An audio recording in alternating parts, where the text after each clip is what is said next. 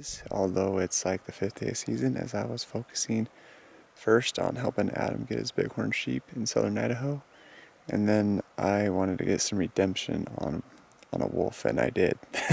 Killed a wolf 3 days ago, so now I can focus on filling the freezer. Oh, the sun has just rose, and I heard a bull bugle up here, so that's nice. I didn't even have to bugle back to get it located, so I know I've been this area before. There's a wallow up here. I think that's where he's at. It's really hot out, so I'm just gonna head right for that wallow, and I might start with a couple cow calls first. If nothing, then I'll throw a bugle.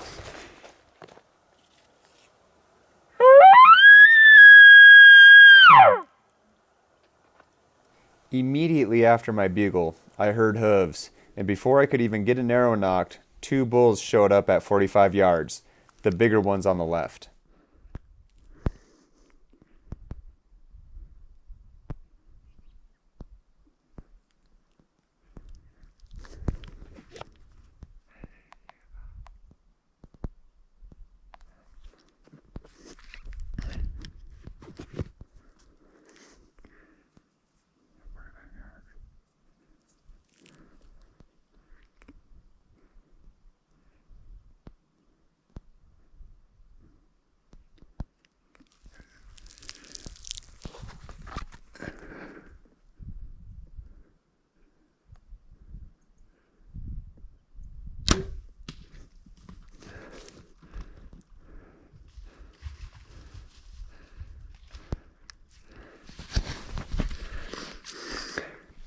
Stuck a 6x5. Wow. Crazy day. 2nd day of season, came in quiet. I just threw a bugle and I heard a bunch of hooves. And I was like, I thought it was actually wolves because I was just looking at a wolf track. That was pretty wild. It looked like the arrow sunk in really good, so I got some good penetration. This was my main arrow, and I go to grab it, and the tip's broken, so I'm gonna walk around the corner and see what I can see. Yeah, he bled really well. I found him pretty quick because it was a double lung shot, and I already set my stuff up right there. So there's my Phelps game call, my bow, my pack. There he is. He didn't go far. He bled well too, but I want to look for my arrow because I saw my arrow, my fletching sticking about this far, not too far out. So I mean, it was a double lung shot. And I think what happened is as he was running, it probably busted it while running through here. So, well, the year 2022 is starting off really, really good for us.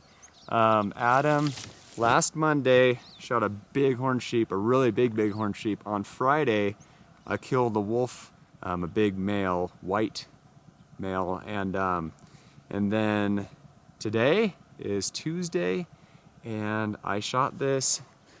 You know, he's a young bull, but I'm happy with him. He's a 6x5, and yeah, stuck him today. I'm super stoked. It feels good to have my tag filled, and I've only hunted elk archery this year for 2 days, and so yesterday I went out.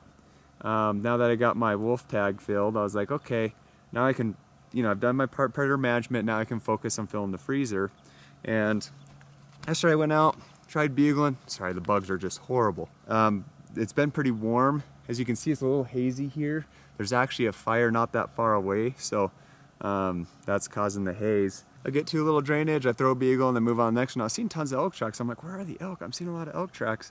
Well, I got over here and I saw wolf tracks, and so I throw a bugle, and then all of a sudden I hear the woods just come alive, and for a second I thought that a wolf pack was coming in. I was like, I saw a flash of white and gray that I thought it was white and gray. It was just coming through the brush. I'm like, oh, I think a wolf pack is coming in. So I got my bow ready, and then 2 bulls pop out, this 5x6 and that young 2x2, and they came out walking. It looks like there's going to be a logging operation.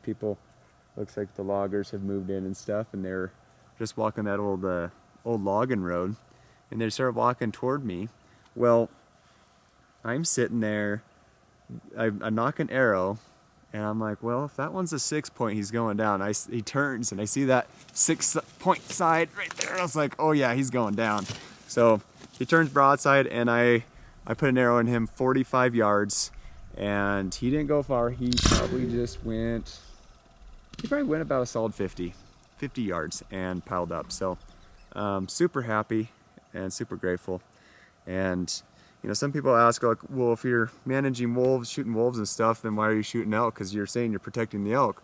Well, that one wolf that I killed on Friday, on average, a wolf is responsible for 20 elk a year.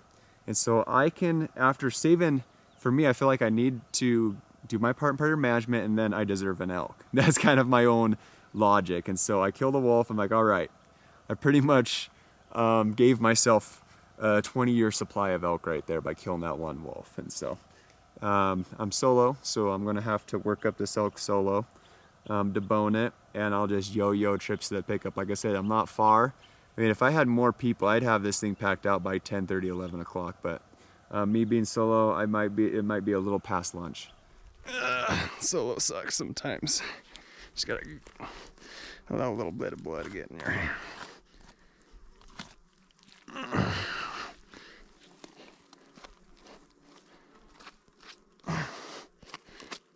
Oh, here's the arrow.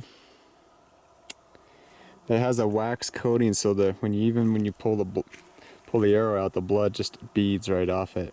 All right, so typically I feel like our elk, we try to get an elk out in 4 game bags. But because I'm solo and I don't want to make 4 trips up here today, I'm going to try to do it in 3 instead. And so I got a third of the elk in my bag, and then those are the last 2 game bags. And then on the last trip out, I'll pack a third of the elk and the elk rack, and we should be good. I don't know if you can tell, but that is a third of an elk in my bag. I got the bow attached to the back. It's gonna be a breather, but I'm really not that far from the pickup, so I don't think it's really going to be as bad as it feels like. Packed out all the quarters. I just have these other ones.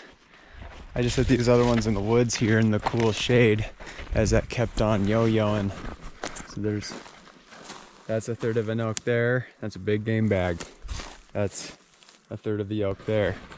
And one thing I want to explain is people see us with garbage bags and they're like, you're going to spoil the meat. It's like, we've packed out elk for years, and I mean years, and we have never had meat spoil on us. But we do everything in our power to cool off the meat as fast as we can. And typically the first meat that comes off the mountain was the first game bag that was full, because it's already had time to cool, and we pack it off. And the rest of the game bags full of meat, we put them in a draw and we try to get them to cool down. So that's one of the things we do.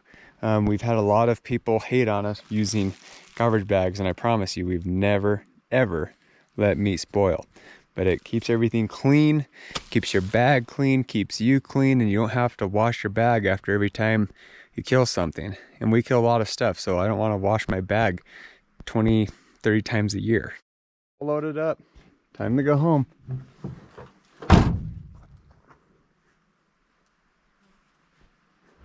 It's 4:28. It took me 3.5 hours to pack out that elk. And so I had a third of the elk in each bag, made 3 trips. Yep, and it took a total of 3.5 hours. But honestly, it really wasn't that far of a pack. So, you know, it wasn't the standard Steichen route where we're 6 or 7 miles back. I was really not that far away. So super nice. And now it's time to head home. So as we continue to give you free content to watch, all we ask in return is to give us a like, subscribe, and hit the bell to stay updated on our newest hunting episodes. Thank you for watching.